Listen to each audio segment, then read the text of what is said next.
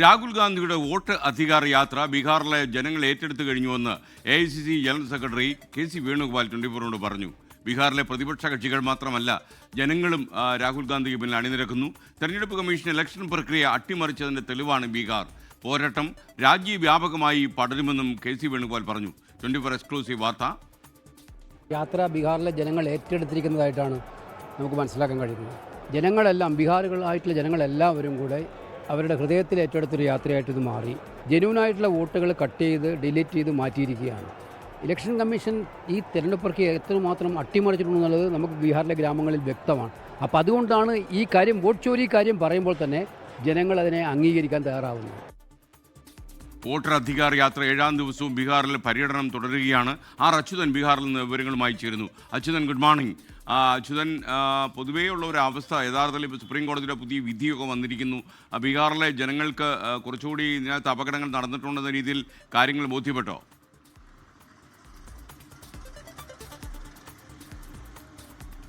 Very good morning. തീർച്ചയായിട്ടും ആ യാത്ര കടന്നു പോകുമ്പോൾ ബീഹാറിലെ ജനങ്ങൾ അതിനെപ്പറ്റി ആലോചിക്കുന്നുണ്ട്. അതായത് ഈ SIR എന്നൊരു പദമല്ല, മറിച്ച് ഇതെന്താണ്, എന്തിൻ്റെ അടിസ്ഥാനത്തിലാണ് ഈ യാത്ര രാഹുൽ ഗാന്ധി നടത്തുന്നത് എന്നത് ബീഹാറിലെ ജനങ്ങൾക്കിടയിൽ ചർച്ചയാകുന്നു എന്നത് തന്നെയാണ് യാത്ര കൊണ്ട് കോൺഗ്രസ് നേടുന്ന ഒരു കാര്യമെന്നുള്ളത്. കാരണം യാത്ര കഴിയുമ്പോൾ ജനങ്ങൾ അവരുടെ വോട്ടവകാശങ്ങളെ പറ്റിയുള്ള കാര്യങ്ങൾ ചിന്തിക്കുന്നുണ്ട്. പലരും, പാർട്ടി മാത്രമല്ല, ഇവിടുത്തെ ബീഹാറിലെ പ്രതിപക്ഷ പാർട്ടി നേതാക്കൾ മാത്രമല്ല, മറിച്ച് ജനങ്ങൾ കൂടി മുന്നോട്ട് വന്ന് അവരവരുടെ പ്രശ്നങ്ങൾ അവതരിപ്പിക്കുന്നുണ്ട് എന്ന് തന്നെയാണ് നേതാക്കൾ അറിയിക്കുന്നത്. ഒപ്പം തന്നെ 6 ദിവസം ഇന്നലെ പിന്നിട്ടു.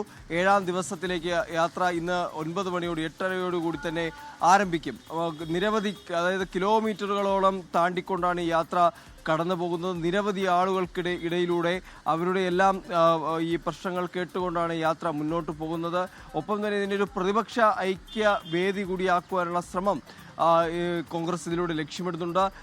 കോൺഗ്രസിൻ്റെ മുഖ്യമന്ത്രിമാർ ഈ യാത്രയുടെ ഭാഗമാകുന്നുണ്ട്. മറ്റ് പ്രതിപക്ഷ മുഖ്യമന്ത്രിമാരും ഈ യാത്രയുടെ ഭാഗമാകുന്നുണ്ട് എന്ന വിവരമാണ് ഇന്നലെ സംഘടനാ ജനറൽ സെക്രട്ടറി KC വേണുഗോപാൽ പങ്കുവച്ചത്. MK സ്റ്റാലിൻ ഈ യാത്രയുടെ ഭാഗമാകാനായി ബീഹാറിലേക്ക് എത്തും. കാരണം ഇവിടെ പ്രതിപക്ഷ പാർട്ടികൾ കാണുന്നത് ഇത് ബീഹാറിൽ മാത്രമല്ല, ഇത് എല്ലാ സംസ്ഥാനങ്ങളിലേക്കും, അതായത് അടുത്ത് ബംഗാൾ, തെരഞ്ഞെടുപ്പ് വരാനിരിക്കുന്ന തമിഴ്നാട്, കേരളം ഉൾപ്പെടെയുള്ള സംസ്ഥാനങ്ങളിൽ ഇത്തരം അട്ടിമറി ശ്രമങ്ങൾ ഉണ്ടാകും. അതുകൊണ്ട് തന്നെ ഇത് ബീഹാറിൽ മാത്രം ഒതുങ്ങുന്ന പ്രശ്നമല്ല. പക്ഷേ അതുപോലെ തന്നെ ഈ യാത്ര രാഹുൽ ഗാന്ധി നടത്തുന്ന വോട്ടധികാർ യാത്ര അത് ബീഹാറിൽ കൊണ്ട് അവസാനിക്കില്ല, മറിച്ച് രാജ്യവ്യാപകമായി തന്നെ കോൺഗ്രസ് ഈ വിഷയത്തിൽ പോരാടും എന്ന് തന്നെയാണ് വ്യക്തമാക്കുന്നത്. എന്തായാലും ബീഹാറിലൂടെ വലിയ ജനപങ്കാളിത്തത്തോടു കൂടി ആ യാത്ര മുൻപോട്ട് പോകുന്നു. ഇന്നലെ 6 ദിവസം പിന്നിട്ടു. 7ാം ദിവസത്തിലേക്കാണ് ആ യാത്ര കടക്കുന്നത്. ബീഹാറിൽ നിന്ന് അച്യുതനാണ് വിവരങ്ങൾ നൽകിയത്. ലോകത്തെവിടെയായാലും ഏത് സമയത്തും 24 വാർത്തകളും ഓഗ്മെന്റഡ് റിയാലിറ്റി പാക്കേജുകളും എക്സ്പ്ലെയിനറുകളും വിശദമായി കാണാൻ ഞങ്ങളുടെ YouTube ചാനൽ നിങ്ങൾക്ക് സബ്സ്ക്രൈബ് ചെയ്യാം.